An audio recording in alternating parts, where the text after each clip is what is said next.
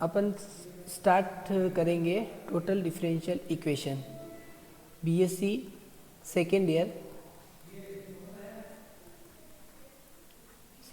का बीएससी के second year का जो यूनिट चल रही थी अपने पास यूनिट नंबर फर्स्ट के अंदर जो चैप्टर अपन पढ़ रहे थे टोटल डिफरेंशियल इक्वेशन, जिसको हिंदी में अपन क्या बोलते थे, संपूर्ण अवकल समीकरण। संपूर्ण अवकल समीकरण। तो संपूर्ण अवकल समीकरण बेसिकली होती क्या है, तो अपन ने शायद इसके बारे में कुछ एक सिंपल सी डेफिनेशन और ये पिछली क्लास में देख चुके थे।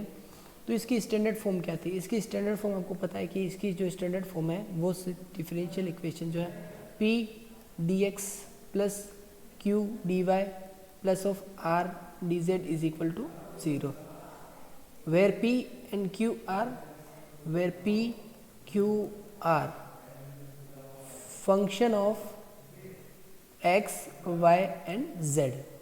यहाँ पर P, Q, R जो होंगे ना वो function of x, y, z होंगे। मतलब ऐसा नहीं कि P की जगह आपको फंक्शन, क्योंकि आपको dx दिख रहा है तो ऐसा नहीं कि यहाँ P की जगह सिर्फ x के रेस्पेक्ट में मिलेगा, और ऐसा नहीं कि आपको Q की जगह y के रेस्पेक्ट में मिलेगा। आपको यहाँ पर क्या दिखेगा, P, Q और R की जगह आपको function of x, y, z दिखेंगे। तो function of x, y, z दिखेंगे तो अपन उसका क्या कर सकते हैं, function of x, y, z का मतलब ये है कि अपन जब भी इसका डिफरेंशिएट या इंटीग्रेट आप करोगे तो यहाँ पर अपने पास ऐसा होना चाहिए, तो अपने पास यहाँ पर अगर मैं ये सिंपल अगर इंटीग्रेट करना होता तो यहाँ पर p की जगह आपको जगह फंक्शन ऑफ x दे रखा है तो इसका इंटीग्रेट अपन आराम से कर सकते हैं। यहाँ पर q की जगह x y का दे रखा तो कर सकते हैं, यहाँ पर z का दे रखा तो कर सकते हैं। लेकिन यहाँ पर आपके पास x y z, यहाँ पर ऐसा x y z में कोई भी फंक्शन आ सकता है, तो उसका इंटीग्रेट कुछ थोड़ा सा डिफिकल्ट हो जाएगा। तो उसको कैसे करना है, उसके लिए आपको सबसे पहले टोटल डिफरेंशियल इक्वेशन क्या होती है, उसके लिए आपको सबसे पहले इसके अंदर चेक करना पड़ेगा कंडीशन ऑफ इंटीग्रेबिलिटी, मतलब समाकलनीयता की शर्त। आपको यहाँ पर क्या लिखना पड़ेगा, मैंने आपको बताया भी था कि necessary and sufficient condition for integrability. अब इंटीग्रेबिलिटी को इसको बोलते हैं समाकलनीयता, ठीक है, समाकलनीयता की शर्त।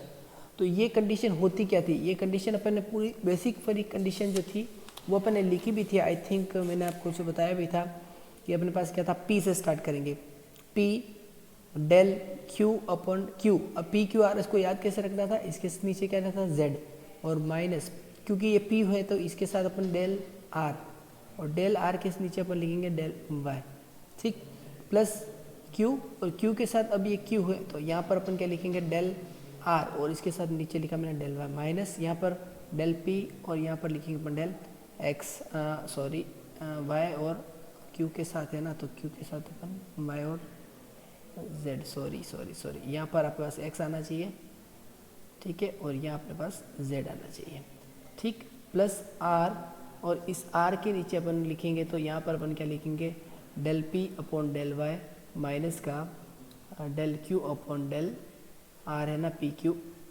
एक्स, ठीक, इज इक्वल टू 0। आपको देखो जिसे इसको याद करने का तरीका भी बता देता हूँ कि क्या करना है। पी क्यू आर स्टार्ट करना है आपको, यहाँ पर पी क्यू आर लिखना है तो इससे तो छोड़ दे। अब यहाँ पर अब मैं इसको सीक्वेंस से लिखता हूँ, ये से मेरे पी आ गया, या मेरे पास क्यू आ गया, ये मेरे पास आर आ गया, ठीक है। तो जब ये सीक्वेंस पे आ रहा है तो अपन क्या करें कि इस सीक्वेंस के हिसाब से आप क्या देखो, पहले P से चलते हैं। तो जब आप P के लिए लिख रहे हो ना तब आप इन दोनों को लिखो, Q और R को।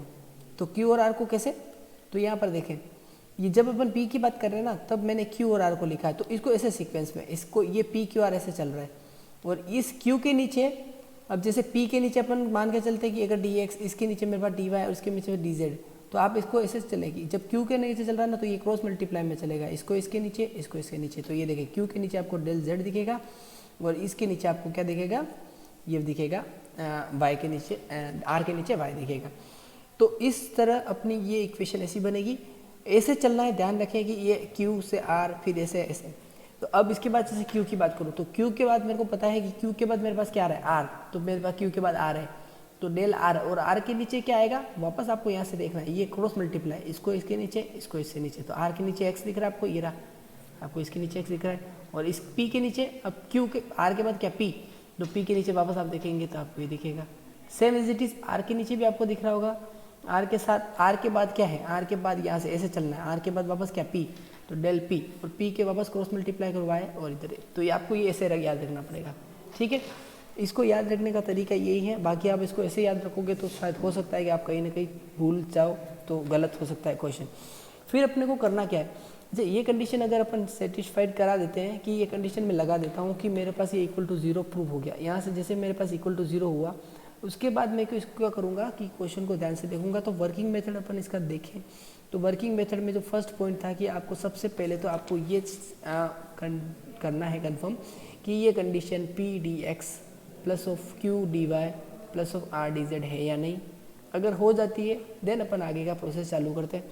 ठीक है, अब अगर ये कंडीशन हो गई इक्वल टू 0 आ गया, तो उसके बाद अपन क्या करेंगे, इसके अंदर मेथड लगाएंगे। तो उसके अंदर फर्स्ट जो मेथड होगा कि फर्स्ट मेथड आपको क्या देखना है कि इस कंडीशन को आप ध्यान से देखना है कि अगर कंडीशन इक्वल टू 0 हो रहा हो और अगर कंडीशन एग्जैक्ट आपको दिख रही हो, एग्जैक्ट का मतलब सिंपल सी बात यह है कि इंटीग्रेट आसान से कर पाओ आप। एग्जैक्ट का मतलब ये होता है कि अपन फर्स्ट ईयर में पढ़ा भी था कि M d x plus N d y is equal to 0, यहाँ पर m के आज अगर फंक्शन ऑफ x हो जाए या एक फंक्शन ऑफ y हो जाए तो अपन इसका इंटीग्रेट आराम से कर सकते हैं। तो एग्जैक्ट अगर आपको कंडीशन दिख जाती है तो आप क्या करेंगे, यहाँ पर एग्जैक्ट करेंगे तो आप क्या करेंगे, टर्म्स को क्या कर देता हूँ मैं, रीअरेंज, टर्म्स को क्या कर देता हूँ, रीअरेंज, और रीअरेंज करने के बाद मैं क्या करता हूँ, उसका इंस्पेक्शन कर देता हूँ कि मतलब उसका निरीक्षण कर देते हैं।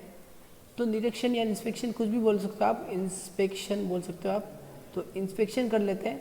तो क्या करूँ कि मैं ऐसी कुछ कंडीशन लगाऊं कि उन टर्म्स को रीअरेंज करूं कि मेरा उसका इंटीग्रेशन बहुत आसानी से मिल जाए। ये तो होता है फर्स्ट मेथड जो बहुत इजी है, इसके क्वेश्चन अपन कर चुके हैं।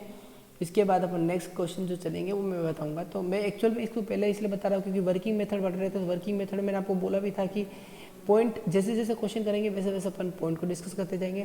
तो ये तो था बहुत इजी सा, रीअरेंज करना है। आपको क्या करना है, टर्म्स को रीअरेंज करना है, देन उसका सॉल्यूशन फाइंड करना है। अच्छा, उसके बाद जाता था सेकेंड नंबर।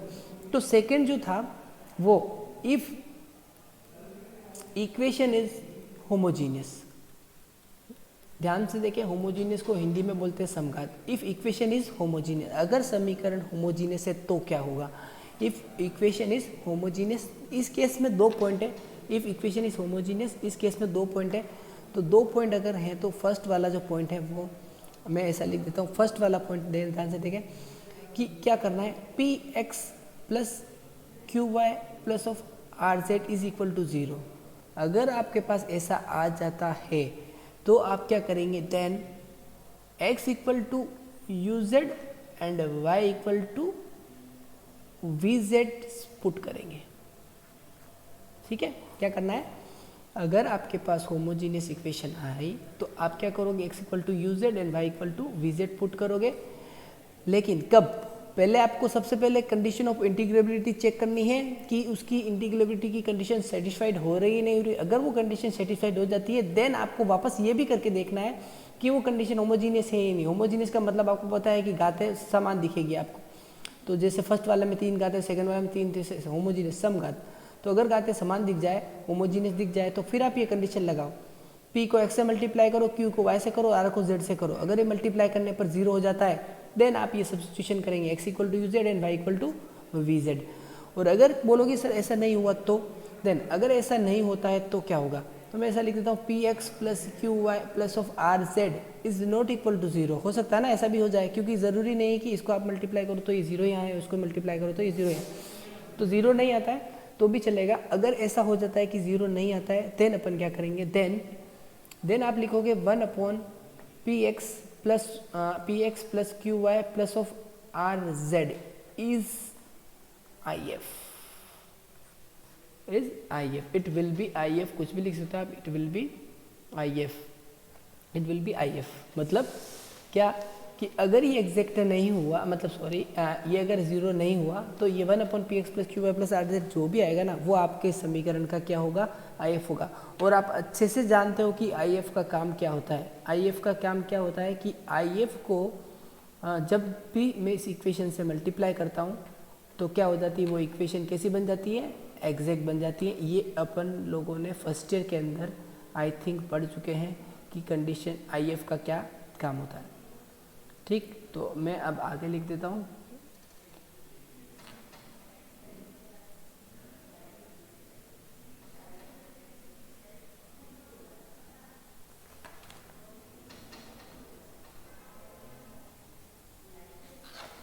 ओके, देन अपने को पता है कि IF को जब कंडीशन से मल्टीप्लाई करते हैं तो वो इक्वेशन कैसी बन जाती है, एग्जैक्ट बन जाती है। तो यहाँ पर जो IF आपको मिलेगा, ये वाला जो IF आपको यहाँ पर जो IF मिलेगा, उस IF को किससे करेंगे, मल्टीप्लाई अपन गिवन इक्वेशन से। जैसे ही आपने इस IF को गिवन इक्वेशन से मल्टीप्लाई किया तो आपके पास यहाँ पर ऐसी इक्वेशन बन जाएगी, वो एग्जैक्ट मिलेगी आपको। और एग्जैक्ट इक्वेशन मिलते ही आप क्या कर सकते हो, आराम से उसका इंटीग्रेशन कर सकते हो। ठीक है साथ, ये बात आपको समझ में आ गई। तो ये है मेथड नंबर 2। तो यहाँ से आपको क्या मिल जाएगा, सॉल्यूशन मिल जाएगा।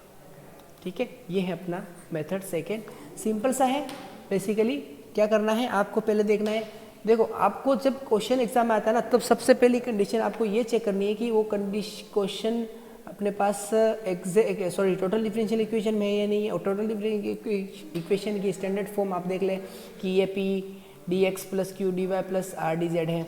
ठीक है, अब उसके बाद में क्या लगाओ, आप सबसे पहले कंडीशन लगाओ इंटीग्रेबिलिटी की। इंटीग्रेबिलिटी की कंडीशन सेटिस्फाइड हो जाती है, देन आप क्या करो, उसके अंदर फर्स्ट वाला मेथड लगाओ, बाय इंस्पेक्शन मेथड। ठीक है, इंस्पेक्शन मेथड लगाया, सेकेंड इंस्पेक्शन मेथड के बाद अपन होमोजीनियस पाएंगे, तो होमोजीनियस अब लगाओ। उसके बाद थर्ड जो अपन आगे बढ़ेंगे उसके बाद अपन आगे करेंगे। तो इसके लिए मैं क्वेश्चन देख लेते हैं। ठीक है, देखो क्वेश्चन देख लेते हैं।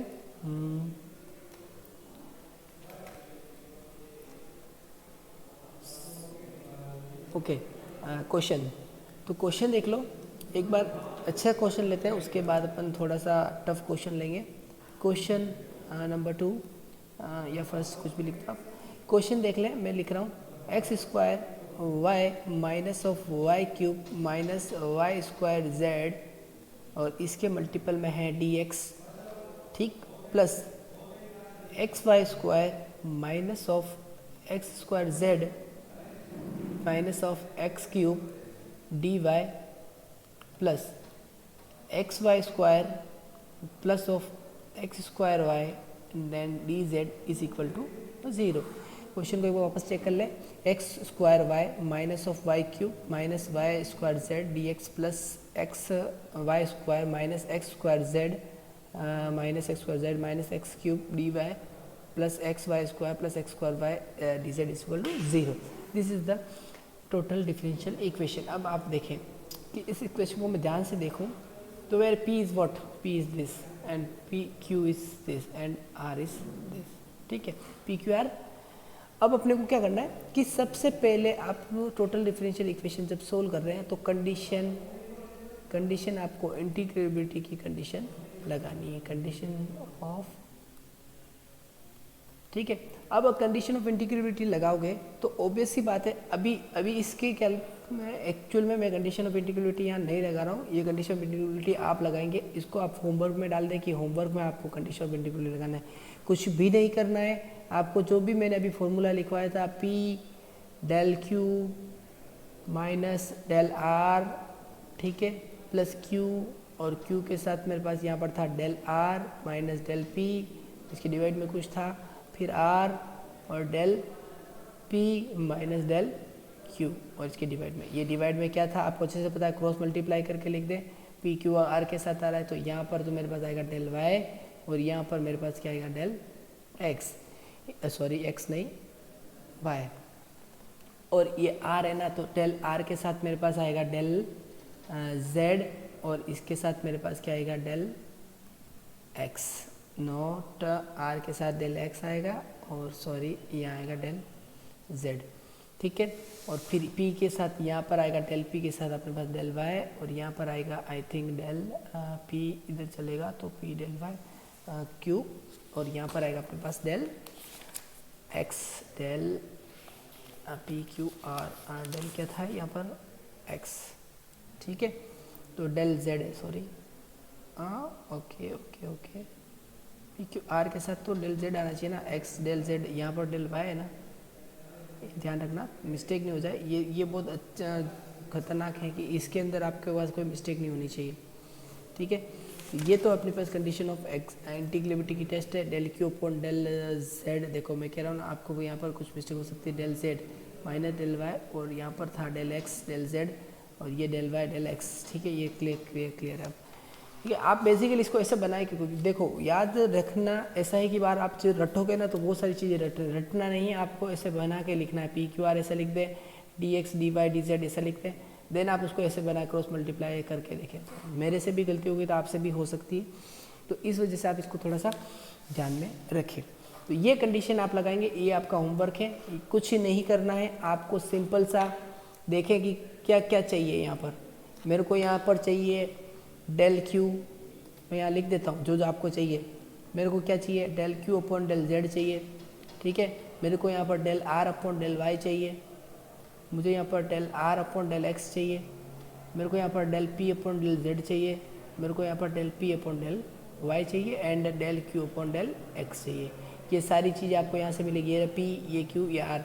इसका मतलब क्या हो गया, क्यू का जेड के रेस्पेक्ट में, इसका मतलब आर का वाई के रेस्पेक्ट में, और इसका मतलब आर का एक्स के रेस्पेक्ट में, इसका मतलब पी का जेड के रेस्पेक्ट में, इसका मतलब पी का वाई के रेस्पेक्ट में, और इसका मतलब डेल क्यू का मतलब डेल एक्स के रेस्पेक्ट में। तो आप इनको क्या करें, डिफ्रेंशिएट कर लें इन सबको, और उसके बाद ये वैल्यू यहाँ पुट करके देख लें, इक्वल टू क्या आना चाहिए, 0, और वो आएगा क्योंकि अपने को अभी तो पता है कि इसकी कंडीशन अपन इसके लिए सेटिस्फाइड करा रहे हैं, लेकिन एग्जाम में ऐसा नहीं है कि आप नहीं करके देखें, इसको आपको करके देखना है। ये होमवर्क है आप लोगों का, तो आप इसको करें, ठीक है। आगे चलते हैं कि मेथड में करना क्या। अच्छा, ये क्वेश्चन तो ऐसा लिख दिया, तो अब इस क्वेश्चन को अपन, चूंकि अपन होमोजीनियस पढ़ रहे हैं तो अभी होमोजीनियस की बात करेंगे। तो आप थोड़ा सा अगर देखें तो मेरे को इधर दिख रहा होगा, यहाँ पर इसकी 2 पावर, एक इसकी पावर 3, ये 3, ये 3, यहाँ पर देखें 1 2 3, इधर देखें 2 1 3, और इधर देखें आप 3 3 3 3। तो कहीं ना कहीं आपको ये होमोजीनियस इक्वेशन दिख रही है, ठीक है। देखो इससे पहले जो वाला मेथड पढ़ा था ना, उसके अंदर आप देखेंगे ना तो देखते ही आपको कहीं ना कहीं पता लग जाएगा कि मैं इसको इधर भेज दूँ, इसको इधर भेज देता हूँ, तो कहीं ना कहीं इंटीग्रेशन हो सकता है। लेकिन यहाँ पर ऐसा थोड़ा पॉसिबल नहीं है, तो देन अपने को यहाँ पर क्या करना है कि यहाँ पर होमोजीनियस वाली प्रॉपर्टी लग रही है, तो होमोजीनियस वाली प्रॉपर्टी लग रही है तो देख लेते हैं कि हाँ 3 3 3 3 3 3, ठीक है। अगर होमोजीनियस लग रहा है तो अब अपन इसके आगे इसको सोल्व करने की कोशिश करेंगे। तो मेरा काम क्या होगा देन, अच्छा अब मेरे को होमोजीनियस है, तो अब मैं सबसे पहले वो करके देख लेता हूँ। कंडीशन सॉल्यूशन अगर अपन बात करें तो मैं सबसे पहले क्या लिखा था अपन ने, P x plus Q y plus of R z is equal to 0, आ रहा है या नहीं आ रहा है, ठीक है। तो आप p को x से मल्टीप्लाई करें, q को y से करें, तो चलो ये मैं करके देख लेता हूँ। तो p की जो वैल्यू थी वेर अपन p यहाँ पर लिख देते हैं, p is what p x square y minus of y cube minus of y square z, ये आपका p था। देन q था अपने पास x y square minus of x square z minus of x cube, ठीक है। और इधर मेरे पास r जो था वो r था मेरे पास x y square plus of x square y, I think यही था x y square y equal, ठीक है। अब ये कंडीशन इसमें लगाते हैं, इसको x से मल्टीप्लाई कर देता हूँ, इसको मैं y से मल्टीप्लाई कर देता हूँ, और इसको मैं z से मल्टीप्लाई कर देता हूँ, और इसको यहाँ लिख देता हूँ इसके जस्ट आगे, ठीक है। इसके जस्ट आगे लिख रहा हूँ, तो देखें इसको जब x से मल्टीप्लाई किया तो ये तो हो गया x cube y minus of x y cube minus of x y square z, और इसको जैसे मैंने y से मल्टीप्लाई किया तो ये हो गया x y cube minus of x square y z minus of x cube y. Then इसको जब मल्टीप्लाई करेंगे x y square z plus of x square y z, अब आप इनको आपस में प्लस करना है ना, इनको जब आपस में आपको प्लस करना है तो प्लस करने पर देखो क्या हो क्या रहा है। ये x cube by is cancel out, ये कैंसिल आउट, आई थिंक ये भी आई थिंक कैंसिल आउट, और आई थिंक ये भी कैंसिल आउट, तो ये इक्वल टू 0 है। सॉरी, तो ये इक्वल टू 0 है। देन अपन इसमें ये पुट कर सकते हैं कि x इक्वल टू नाउ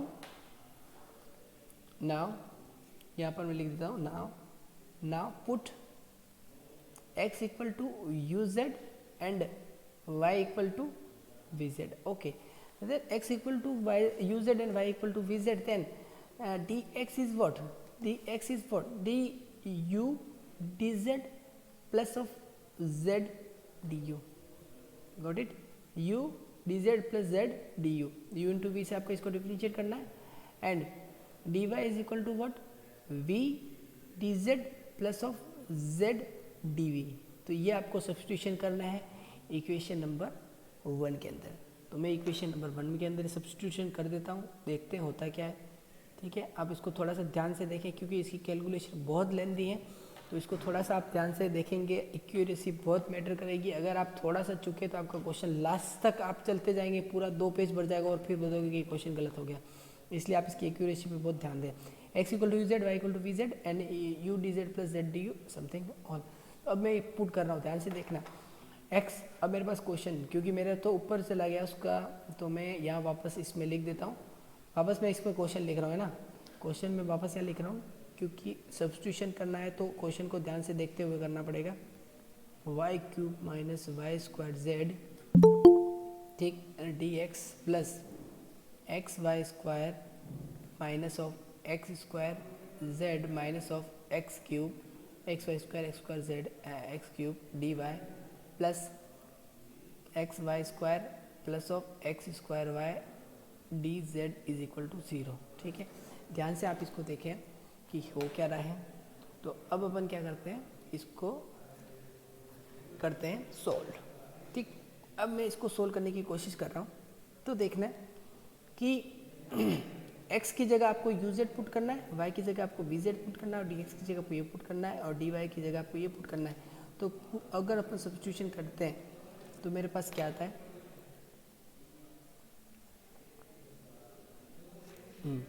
तो x स्क्वायर y, तो x स्क्वायर की जगह मैं पुट कर रहा हूँ। अपन क्या करते हैं, इसको आई थिंक थोड़ा सा दूसरे पेन से करते हैं, u स्क्वायर जेड स्क्वायर। ठीक है, एक्स स्क्वायर की जगह मैंने यू स्क्वायर जेड स्क्वायर लिख दिया। ठीक है, अब ध्यान से देखते जाना। वाई की जगह मेरे को क्या लिखना है, वी जेड, तो मैं ये लिख रहा हूँ वाई की जगह v z minus y cube का मतलब मेरे पास क्या है, यू क्यूब जेड क्यूब। ये थोड़ा सा मोटा चल रहा पेन, ठीक है, u cube z cube minus y square की जगह वाई स्क्वायर जेड स्क्वायर, एक जेड पहले से है तो ये जेड, इसके साथ dx में मेरे पास क्या लिखना है, u dz plus of z du। ठीक, फिर प्लस और इसके साथ मेरे पास क्या है, x y स्क्वायर, तो x की जगह तो u z और x की जगह मेरे पास क्या लिखना है, u z, and y square की जगह मैं क्या लिख रहा हूँ, v स्क्वायर z स्क्वायर। ठीक है, फिर माइनस एक्स स्क्वायर का मतलब एक्स स्क्वायर की जगह यू स्क्वायर जेड स्क्वायर और जेड की जगह एक्स जेड। ठीक है, मल्टीपल में। फिर माइनस एक्स क्यूब मतलब यू क्यूब जेड क्यूब। ठीक है, इसके मल्टीपल में डी वाई, और डी वाई अपने पास आई थिंक ये है v d z plus of z d v. ठीक, और फिर प्लस एक्स की जगह वापस यू जेड और y की जगह मेरे पास क्या लिखना है, v स्क्वायर जेड स्क्वायर। ठीक, और x स्क्वायर यू स्क्वायर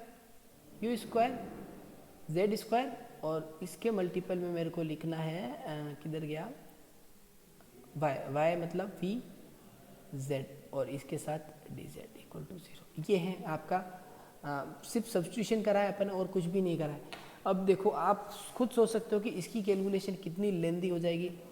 क्योंकि ये आपको इस पूरे का को इसके मल्टीपल करना है, इस पूरे को इससे करना है, इसको पूरे इसको करना है, अब ये मल्टीपल करना है। अब मेरे को क्या करना है, इसको मैं इससे मल्टीपल करूँगा, इसको मैं इससे मल्टीपल करूँगा, इसको मैं इससे मल्टीपल करूँगा, ये तीनों मल्टीपल होंगे, फिर ये तीनों इससे मल्टीपल होंगे, ये तीनों इससे मल्टीपल होंगे, देन ये पूरी एक इक्वेशन बनेगी। ठीक है, तो कहीं ना कहीं अपन इस इक्वेशन को सोल्व करते हैं तो क्या हो जाएगा अपना क्वेश्चन बन जाएगा।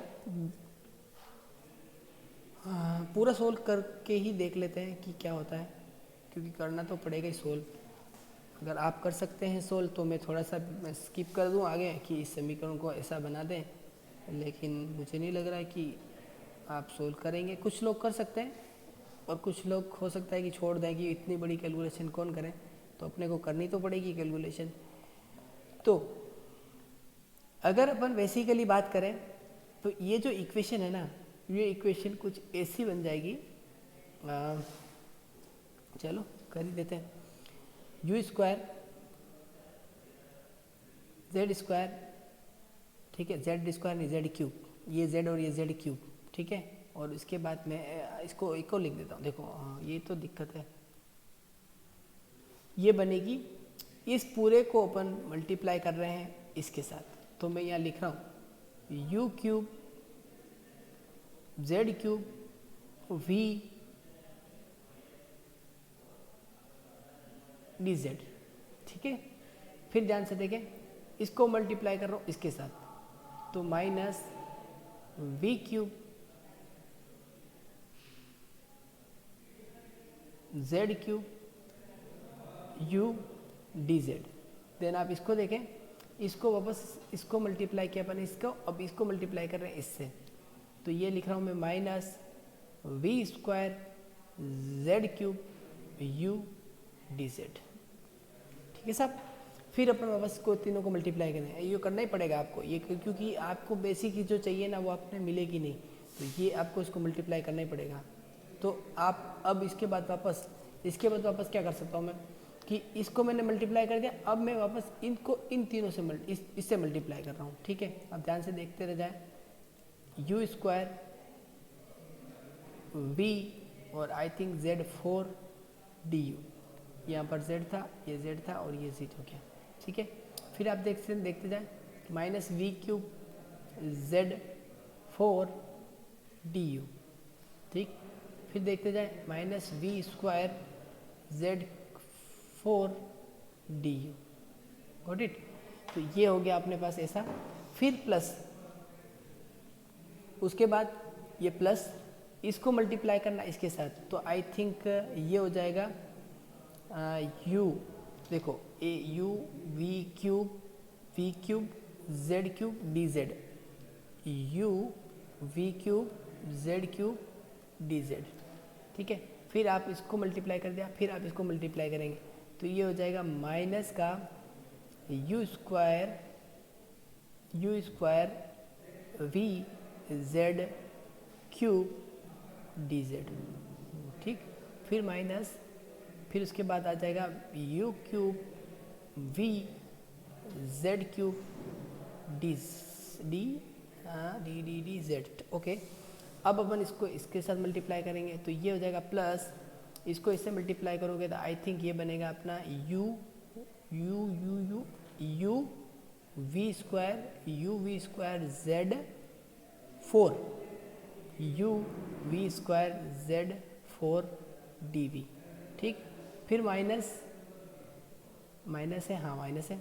फिर ये बनेगा यू स्क्वायर जेड 4, ये बनेगा u square z 4 d v, ठीक है। फिर माइनस ये बनेगा यू क्यूब और इसको इससे मल्टीप्लाई करो तो यू क्यूब जेड 4 और इसके साथ मिलेगा डी वी, ठीक। तो इसके बाद अपन क्या करेंगे आगे, प्लस में, अब इसके बाद ये तो इजी है, u z cube v square d z है, plus of u square v z cube d z is equal to 0।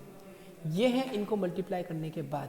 तो इनको मल्टीप्लाई करने के बाद अगर ऐसा आ रहा है तो आप देखिए कि इसमें से कौन कौन सी टर्म्स कैंसिल हो रही हैं, उनको आप क्या करें, कैंसिल कर लें। उसके बाद अपन आगे चलते हैं।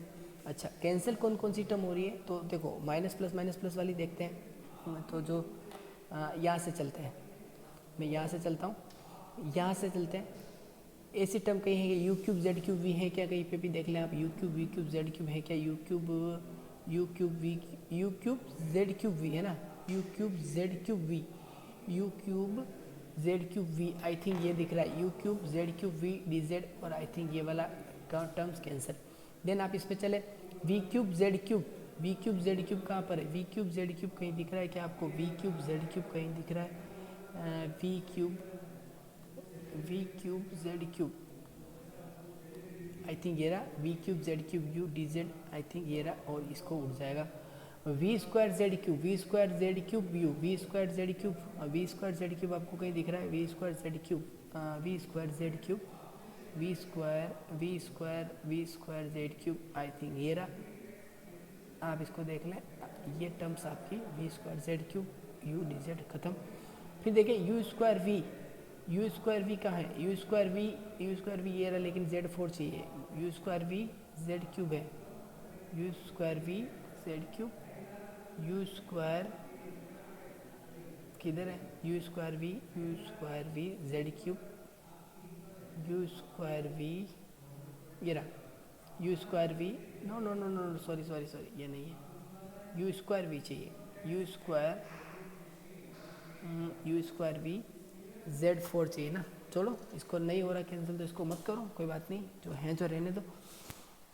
तो ये वाली टर्म अपनी आई थिंक बची हुई है, ध्यान से देखें, u cube z 4, u cube z 4 कहाँ है, u cube z 4, v cube z 4 है ना, वी क्यूब जेड 4 कहाँ है, वी क्यूब जेड 4 कहीं पे आपको दिख रहा है, वी क्यूब जेड 4 नहीं है, तो ये वाली टर्म भी बच गई।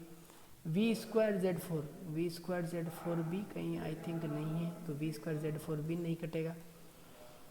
Minus u square v z cube, क्या है क्या, u square v z cube नहीं है, u square v z cube है, ये रहा, u square v z cube d z, you square v z cube d z is out. अब बच गया यू वी स्क्वायर जेड 4 है, यू वी स्क्वायर जेड 4, ये अब बचा वही देखेंगे जो नहीं कटा है, यू वी स्क्वायर जेड 4 नहीं है, कहीं नहीं है, तो ये वाली टर्म चलेगी। यू स्क्वायर जेड 4 है क्या, यू स्क्वायर जेड 4 नहीं है, देन ये वाली टर्म यू क्यूब जेड 4 कहीं पे भी है क्या, नहीं है। तो फाइनली अपने पास इसका बचा क्या, जो बचा वो लिख देते हैं, u square v z 4 d u minus v cube z 4 d u minus v square z 4 d u, ठीक है, और plus u v square z 4 d v minus u square z 4 d v minus u cube z 4 d u. I think ये वाली term अपने पास बची है, देख लेना कोई भी टर्म रिपीट हो रही हो तो फिर अपना क्वेश्चन गलत हो जाएगा। तो ये है अपने पास टर्म्स बची हुई। अब आप इसको अगर ध्यान से देखें तो ये शायद Z4 सब में आ रहा है, तो Z4 को कॉमन निकाल के उधर ले जाते हैं और उधर इक्वल टू 0 चल रहा है, तो ये खत्म, Z4 वाली टर्म खत्म। तो Z4 खत्म कर देते हैं, तो मेरे पास बचेगा क्या, u square v d u minus of v cube d u minus of v square d u plus of u v square d v, और यहाँ बचेगा माइनस का यू स्क्वायर डी वी, और यहाँ बचेगा u cube d v is equal to 0। I think मेरे पास ये कंडीशन बचेगी। तो अब मैं डी यू को एक साथ कर लेता हूँ। तो डी यू को एक साथ किया तो मेरे पास बचेगा यू स्क्वायर वी माइनस का वी क्यूब माइनस का वी स्क्वायर, और इसके साथ मेरे पास क्या चल रहा है, डी यू, ठीक है, प्लस वी वाले को एक साथ कर लेता हूँ तो मेरे पास चल रहा है यू वी स्क्वायर माइनस का यू स्क्वायर माइनस का यू क्यूब, और ये है अपने पास d v is equal to 0। इसको ऐसा और भी लिख सकते हैं, अच्छे से देखें आप इसको, आप अच्छे से देखें तो ये भी लिख सकते हैं, मेरे पास यहाँ से v कॉमन आ रहा है तो ये v u square minus of v square minus of v, ठीक है। इसके साथ मेरे पास डी यू प्लस इधर मेरे पास u कॉमन आ रहा है तो ये मेरे पास वी स्क्वायर माइनस का यू माइनस का यू स्क्वायर, ठीक है साहब। ये हो गया अपने पास टी वी इक्वल टू 0। तो अब ये कंडीशन यहाँ तक पहुँच गई है सोल्व होने के बाद। अब आपको यहाँ पर क्या करना है कि यहाँ पर मेरे को ऐसा कुछ करना है कि ये कंडीशन एग्जैक्ट बन जाए। तो मैं यहाँ पर क्या करूँ कि ये कंडीशन एग्जैक्ट बन जाए, तो आप थोड़ा सा देखें कि मैं क्या करूँ, कैसे सोल्व करूँ कि ये कंडीशन ऐसी बन जाए। कैसे आप इस कंडीशन को लगाएं, सोचें 2 मिनट कि ये आपकी एग्जैक्ट बन जाए कि ये कंडीशन ऐसे लिख सकते हैं। क्या आपको देखें, मैं अगर इसको ऐसा लिख देता हूँ, मैं क्या करूँ, आप इसको वापस ओपन करके देखेंगे तो आई थिंक ये आएगा। इसको ओपन जब अगर करें, इसको मैं ओपन करूँ तो ये मेरे यू स्क्वायर वी, इसको इससे मल्टीपल, इसको इससे मल्टीपल, इसको इससे मल्टीपल, ये ऐसा ये वाली टर्म आएगी, ये वाली, ठीक है। इसको ओपन करेंगे तो ये वाली टर्म आएगी इसका टर्म। तो अगर आप इसके फैक्टर करेंगे ना, इस वाले टर्म के जब आप फैक्टर करेंगे, इसको जब पूरा मल्टीप्लाई करके जब फैक्टर करेंगे तो अपने पास एक कंडीशन मिलेगी, आपको मिलेगा u square minus of v square और इसके मल्टीपल में मिलेगा v d u minus of u d v, ठीक है, माइनस का v square d u minus of u square d v is equal to 0।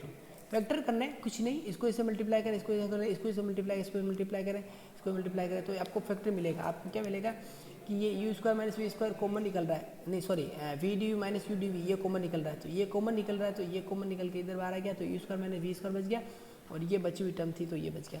तो यहाँ पर आप फैक्टर करेंगे तो आप ये थोड़ा सा फैक्टर खुद कर लेना, क्योंकि ये बहुत लेंथी हो जाएगा, फिर अपना टाइम भी ज़्यादा लग जाएगा, तो इस वजह से मैं फैक्टर में छोड़ रहा हूँ। तो आप फैक्टर यहाँ पर खुद कर लें, तो ये कंडीशन बनेगी ऐसी, ठीक। अब इसको बनाने के बाद क्या कर सकते हैं, यहाँ पर अगर आप ध्यान से देखें तो मैं क्या करूँ कि ये मेरे पास इसको एग्जैक्ट बना दूँ और मेरे पास इजीली सोल्व कर लूँ। क्या कर सकता हूँ मैं, यहाँ कहीं ना कहीं मेरे पास ऐसा आ जाए कि यहाँ व्यू आ जाए, या मेरे पास कहीं ना कहीं वी आ जाए और ये वाला टर्म है कि इसको मैं इधर नीचे भेज दूँ, ऐसा कुछ करूँ कि मेरे पास आ जाए। तो यहाँ अगर आप देखें तो यहाँ मैं कर रहा हूँ कि यू स्क्वायर वी स्क्वायर से डिवाइड करने पर क्या कर देता हूँ, डिवाइड करता हूँ। तो यू स्क्वायर वी स्क्वायर जैसे आपने डिवाइड किया तो आपको अच्छे से पता है, यहाँ पर तो हो जाएगा 1/v स्क्वायर, क्यों यू से यू कट जाएगा, और यहाँ पर हो जाएगा यू स्क्वायर वी से भी कट जाएगा, और इधर में मल्टीपल में d u minus of u d v चल रहा था, डिवाइड किया इस ये मल्टीपल में, ठीक है।